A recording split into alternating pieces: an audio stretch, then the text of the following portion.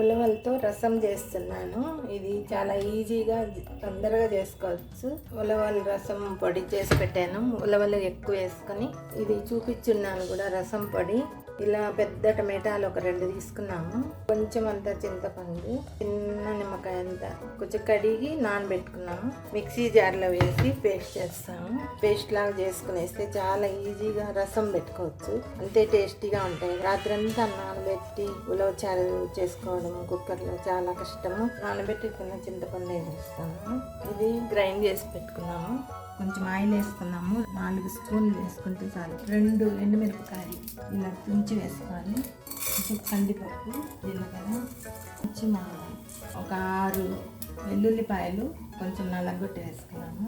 కొంచెం వేగిన తర్వాత ఇప్పుడు దీంట్లో కొంచెం ఇంగువ పొడి వేసుకుంటాము. కరివేపాకు తీసి వేస్తారు, పెద్దగా వేస్తాను, సన్నగా కట్ చేసి వేసాను. ఇది పడేయకుండా తినేసి ఇలా కట్ చేసి వేసుకుంటే కొంచెం వెల్లుల్లిపాయలు వేగిన తర్వాత మనం వేసిన ఉలవలు ఎక్కువగా వేసి రసం పొడి చేసుకున్నాము. ఒక 5 స్పూన్లు వేసుకున్నాము. అప్పుడే టేస్ట్ బాగుంటుంది.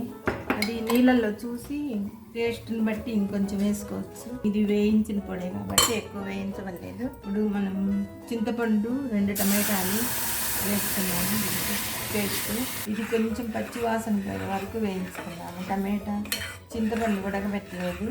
దీనికి సరిపడిన నీళ్ళు వేస్తాము. మనకి పులుపు ఎంత అవసరమో అంతవరకు నీళ్ళు పోసుకొని టేస్ట్ చూసుకొని చేసుకోవాలి. దీనికి కల్లుప్పు వేస్తున్నాను. టేస్ట్కి తగినట్టు చూసుకొని ఎంత కావాలో అంత వేసుకోవాలి. కట్ చేసిన కొత్తిమీర వేసాను. దీన్ని మనము రుచికి తగ్గట్టుగా టేస్ట్, ఉప్పు, పులుపు ఏమి కావాలో పొడి తక్కువైనా అన్నీ చూసి వేసుకోవచ్చు. పొంగు వచ్చే వరకు వెయిట్ చేసుకోవాలి.